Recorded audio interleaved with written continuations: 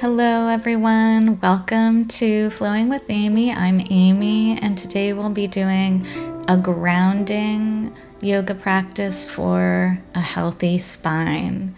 So we'll start with having some blocks handy, a strap in case you need it, it's always good to have on hand, a blanket if you need to sit on that for tight hips, and also a bolster. It's always good to have. If you don't have a bolster, you can always use some couch cushions or pillows to just help boost the body wherever we need it. As we start, we will take our hands onto our knees. And we'll begin some light Kundalini circles, torso circling, taking it front and side and back and around, always moving at your own speed and your own pace.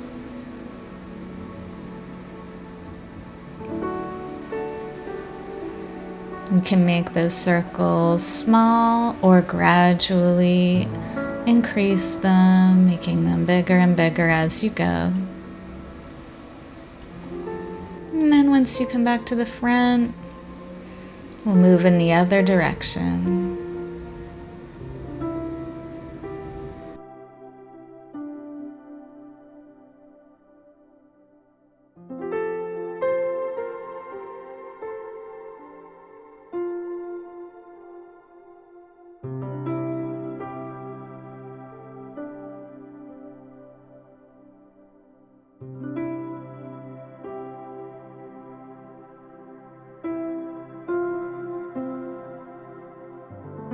And then when you finish your current cycle, we'll stop and return to center.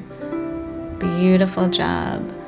From here, taking our chin to our chest, we'll just get a light head roll, lifting up and around and down, flowing with your own breath at your own pace and speed. And only taking the head up and back if that feels comfortable. If not, you can just go chin to shoulder and then switch to the other side. Chin to shoulder or ear to shoulder and then rolling through to the other side. After your current rotation, we'll stop at the center, take a deep breath in and out, and then lift up and around to the other side.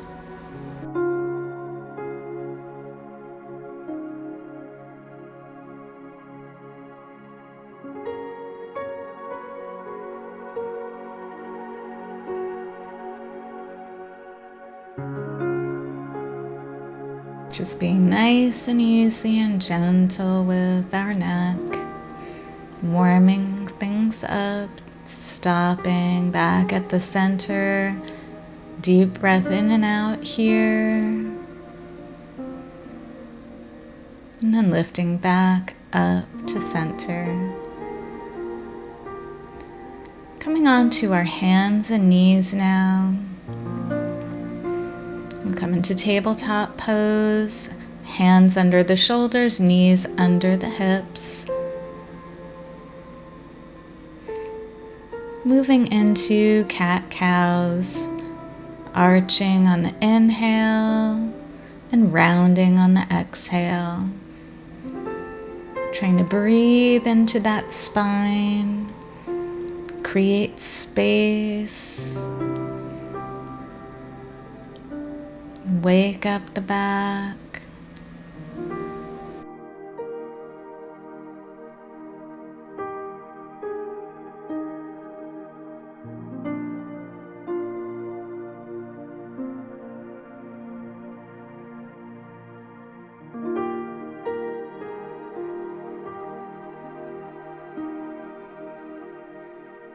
And after your current cycle, we will come back into neutral spine.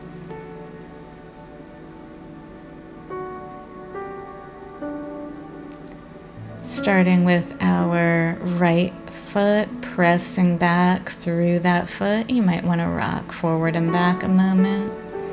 And then lifting that leg up.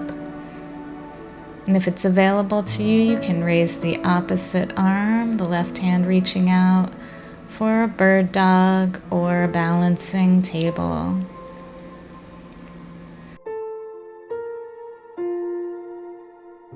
Then the hand comes down, the knee comes down, and we'll switch to the other side, pressing back through that left foot and heel, stretching through the back of the leg, lifting it up, trying to engage that core, and lifting the right hand up if it's available to you. If not, leave that hand down and just focus on your balance. And bringing that hand back down, bringing the knee down. We'll press back into child pose, hips to the heels, just allowing the body to sink. And coming back into our tabletop pose. Great job. From here, we'll curl our toes into the mat and press the hips back up for downward facing dog. You might want to roll through the feet here, pressing the heels back. Then we'll take our knees back down, uncurl the toes, and press back to child pose. So moving through down dog and child pose.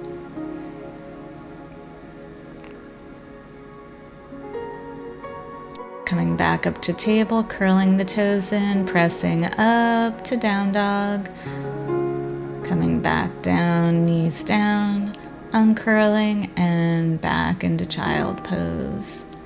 Seeing if we can inhale as we come up. Exhale, pressing back into down dog. Inhaling as we bring our knees back down. And exhaling to press the hips back to the heels in child pose. Inhale as we come up. Exhale, pressing back into down dog. Inhaling as we bring our knees back down. And exhaling to press the hips back to the heels in child pose. Once more, tabletop, inhale. Exhale, pressing up to down dog, really reaching and extending through that back. Knees coming back down as we inhale. Exhaling back to child pose. On this last child pose, we'll take our forehead to the floor and our hands back by our feet. And just allow the whole body to round and settle in this position.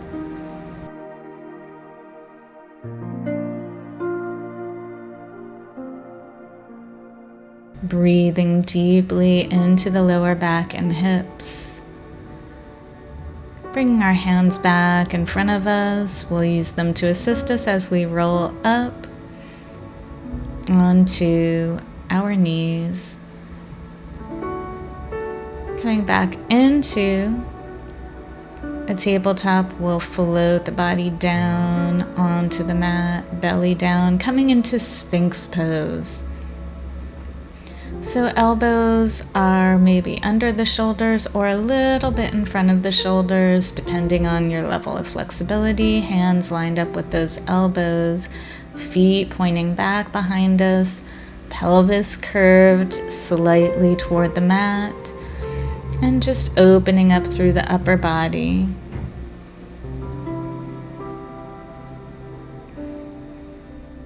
A nice chest opening and back stretch.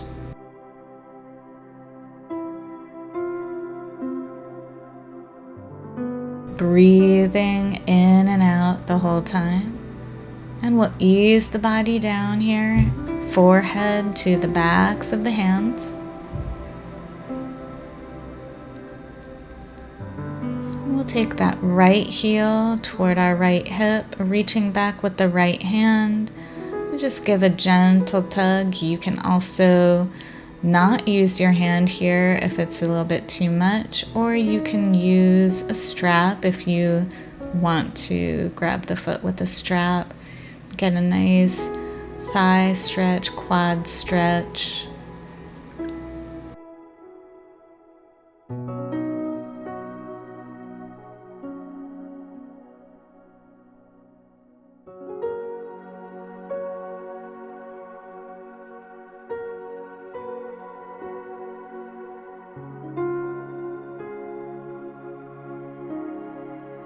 Beautiful. Release the foot back down and the hand comes back under the forehead.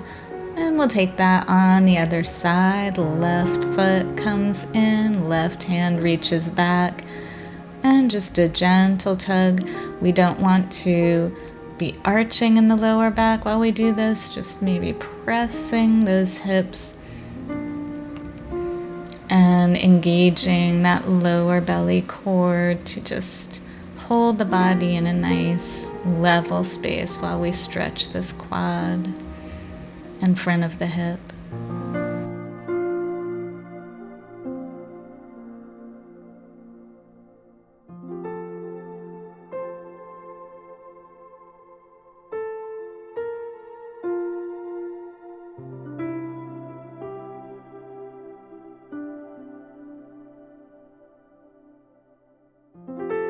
Slowly releasing the foot back down and the arm coming back around with the forehead on the hands. We'll come back into Sphinx pose.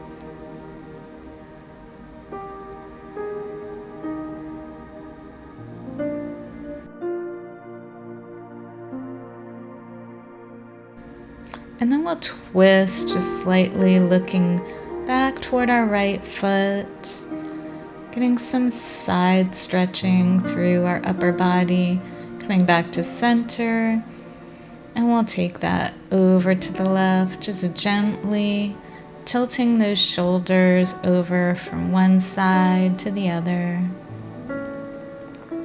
and looking back with the head and the gaze, not forcing anything, just shifting ourselves slightly.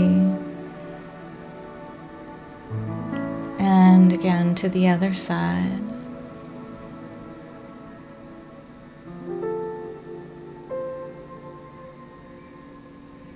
Coming back to center, and we'll ease the upper body back down, taking the toes together and the heels apart. That'll give us a nice little release in the lower back in crocodile pose, Makarasana.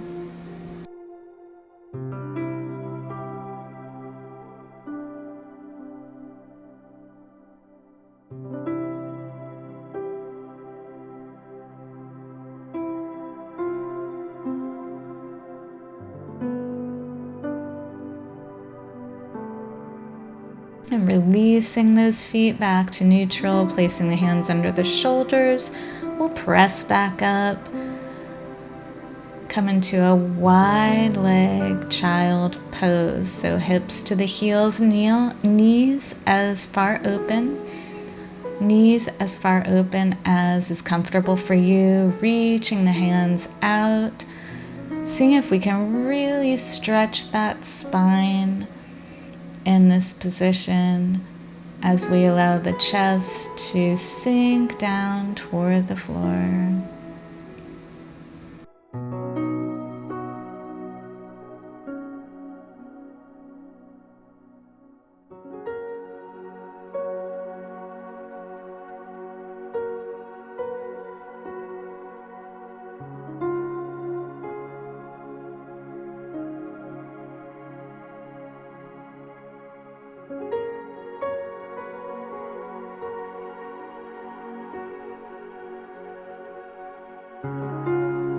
Beautiful job. We'll lift the gaze up towards the hands and walk those hands in as we slowly roll the body up.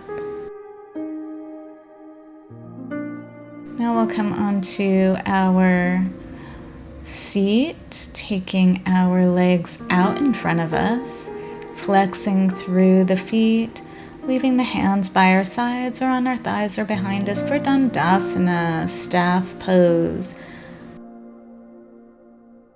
Arms flowing up, and we'll take a twist to the right. Breathing here. Gentle twist, lifting back up, inhaling and exhaling. Twist to the other side. Inhaling, arms come back up. Exhaling, twist. And inhaling, arms back up. Exhaling, twist to the opposite side.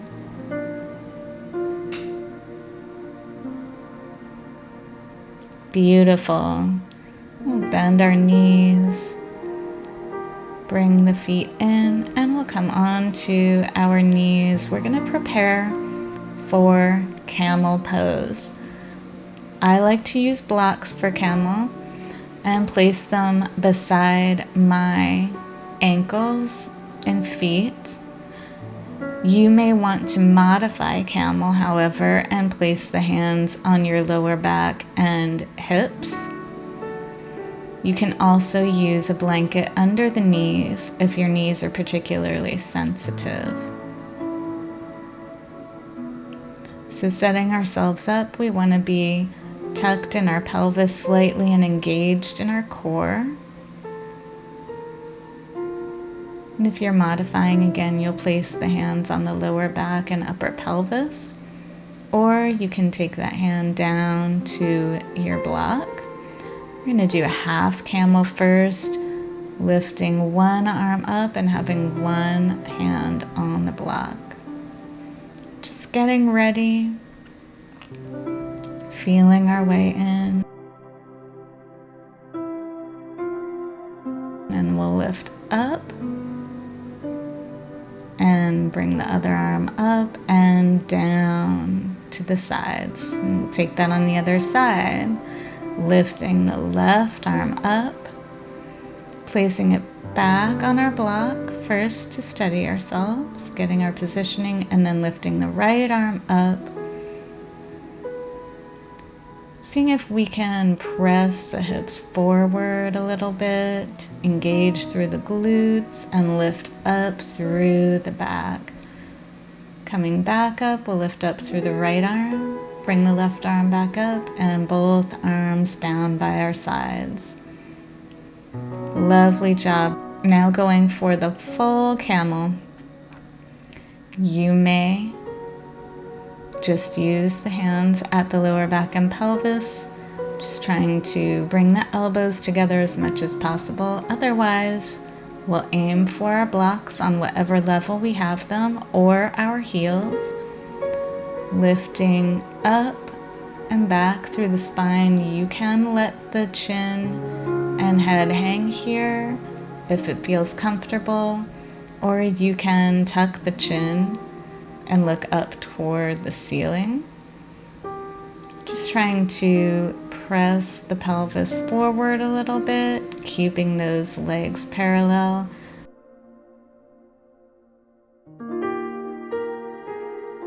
And it's time to return. Chin tucks into the chest. One arm up, other arm up, both arms down by our sides. Beautiful job. That's not an easy pose. We can remove our blocks now and curl our toes into the mat. Come into a toe squat. This is particularly difficult for me because my toes like to point, my feet like to point. So we'll sit here just a couple breaths. And if you need to come out of it, that's perfectly fine. And lift back up, point the toes back, and sit on the heels once again.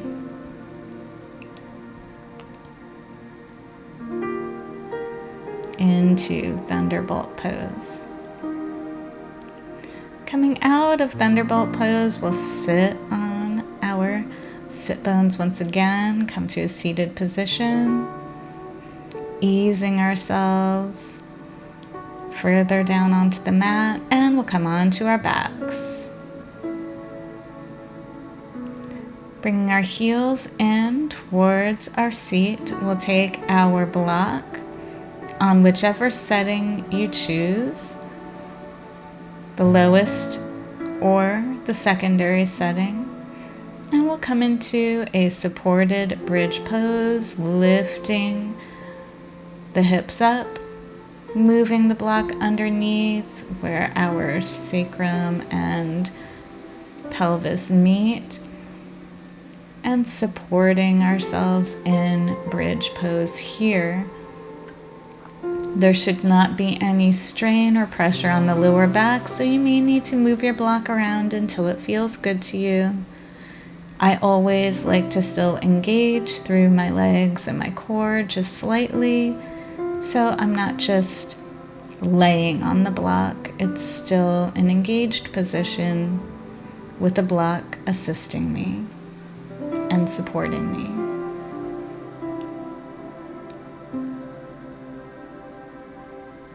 We'll hold a few breaths here.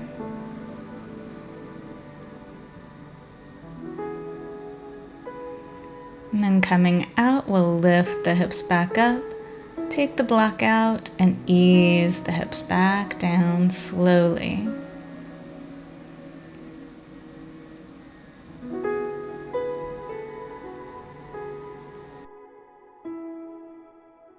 Make sure we have our strap on hand if we need it, and we'll bring both knees into the chest, rocking them around from side to side if that feels good.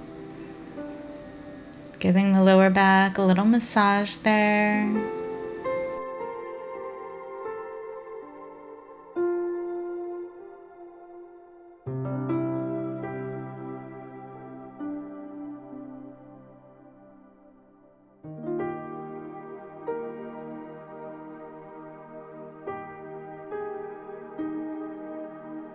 And we'll release those feet back down onto the mat, making sure we have our bolster next to our left side in alignment with our hip.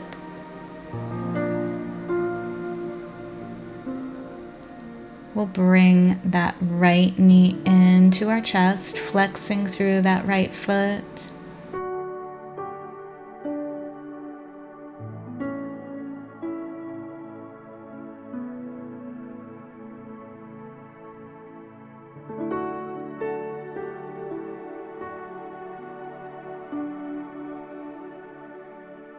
Holding and breathing here, seeing if we can just release through that hip and take the left foot out straight onto the mat, flexing through the left foot.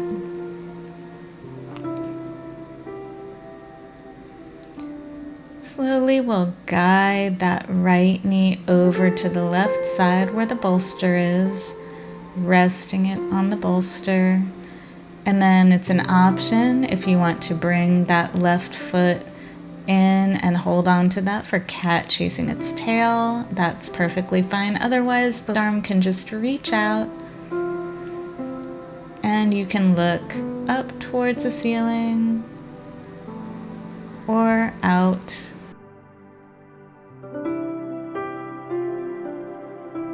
Resting here for several breaths.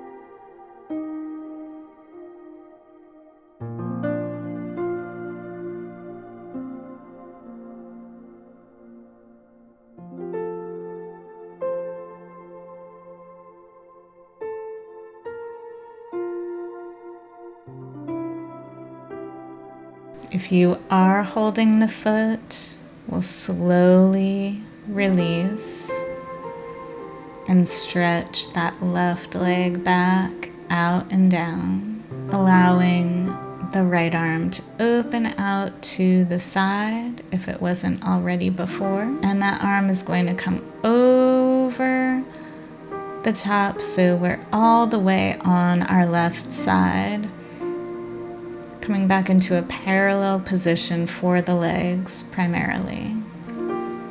Even though that knee is still bent and lifted on the bolster.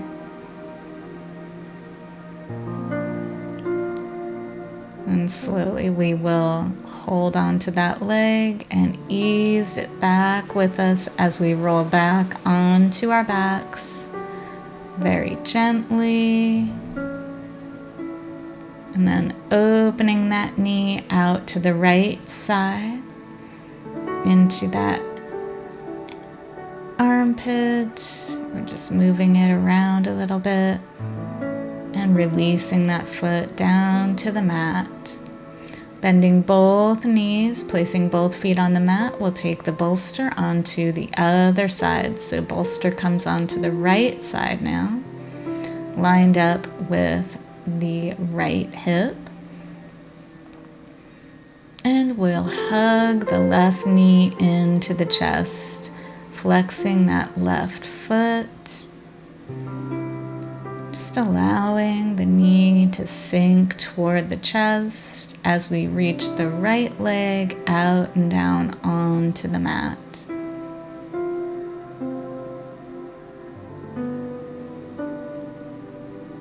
Breathing into any tension that we might be feeling and seeing if we can let go more.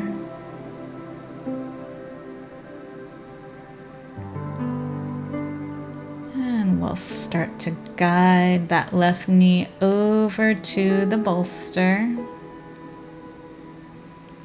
holding it there if you need to with one hand, or releasing that hand and taking the left hand back to hold onto the right foot for cat chasing its tail. If cat chasing its tail is too much, keep that right leg extended and take the left arm out to the left side, just opening up through the chest. We want both shoulders to be relaxed down onto the mat here.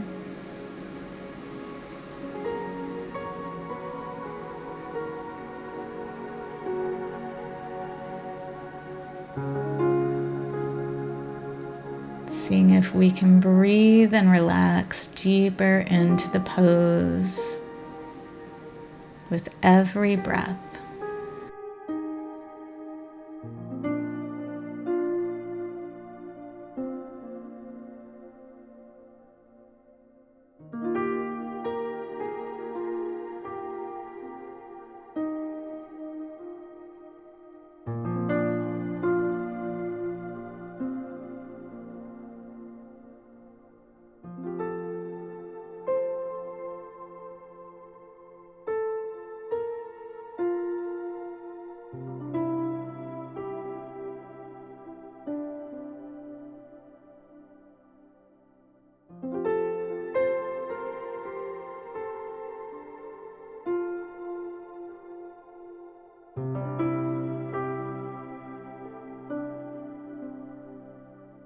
And slowly we'll release the hand if it was holding that foot. Extend that right leg back down, straight onto the mat.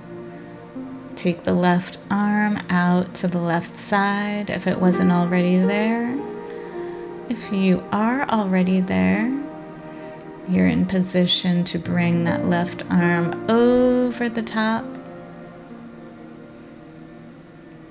and bring yourself fully onto your right side. Just bringing those hips back to a parallel position, the legs back to a mostly parallel position. And just rest here a moment.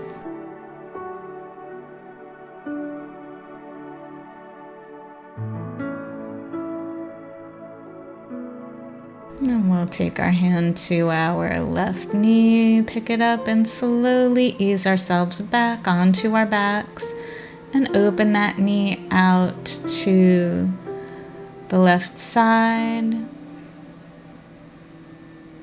Just for one moment, and then bring it right back in, releasing that knee and foot down onto the mat. Beautiful job. We'll ease ourselves onto our right side and slowly press ourselves up, coming into supported fish position. Great for the back and opening up in the chest. So with our bolster, or you can also do this with blocks or cushions, getting about a hand's distance from the bolster so the bolster is supporting our thoracic spine.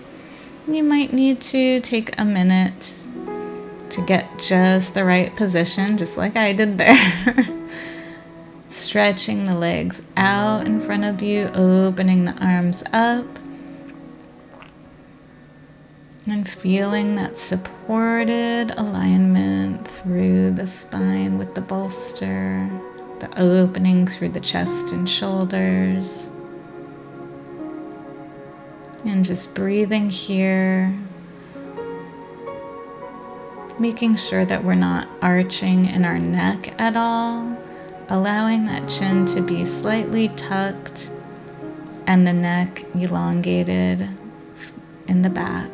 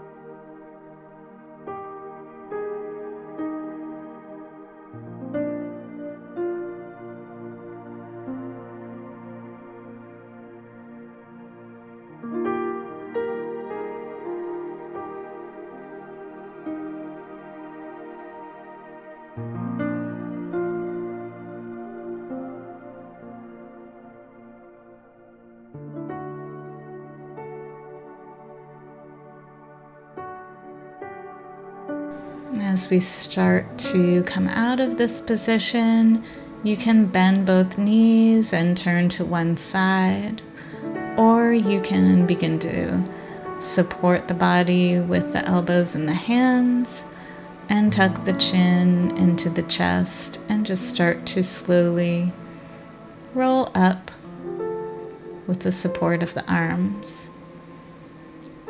And it is now time for our final resting position, Shavasana, corpse pose.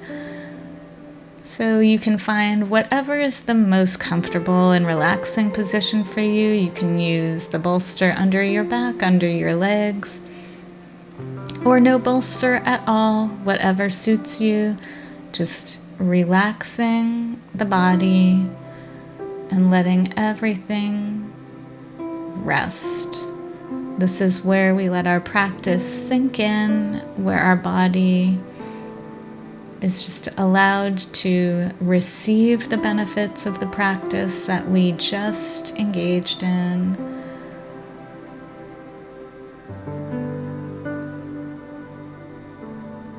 And everything just aligns. We release all tension. Release all thoughts from the mind, allowing them to simply float through returning our focus always to our breath, always to the body,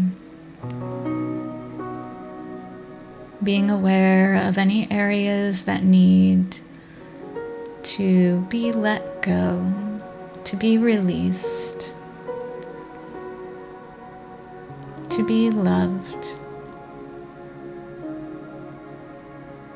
Seeing those areas and allowing and accepting everything for what it is.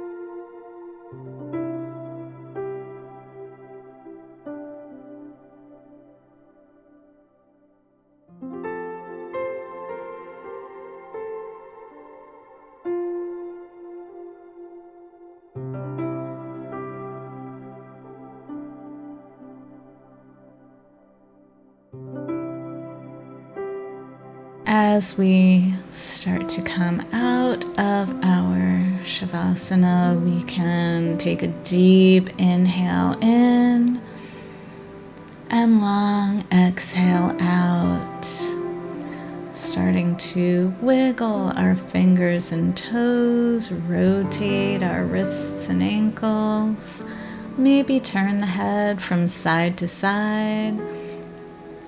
Just waking the body back up with whatever movements feel best for you. Maybe stretching through one side and then the other. Slowly, we'll make our way back up to a comfortable seated position. Turning onto our right side first. And then pressing up.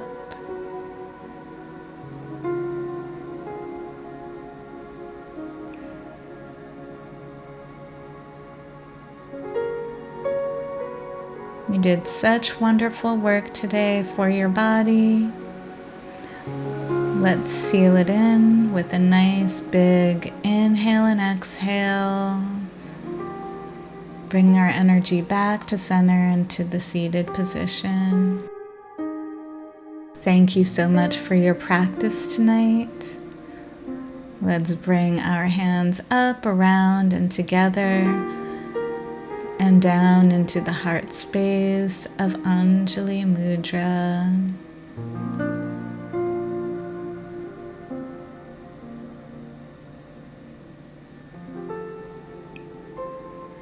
May you have a wonderful day, night, week, or weekend. I look forward to practicing with you again soon. Namaste.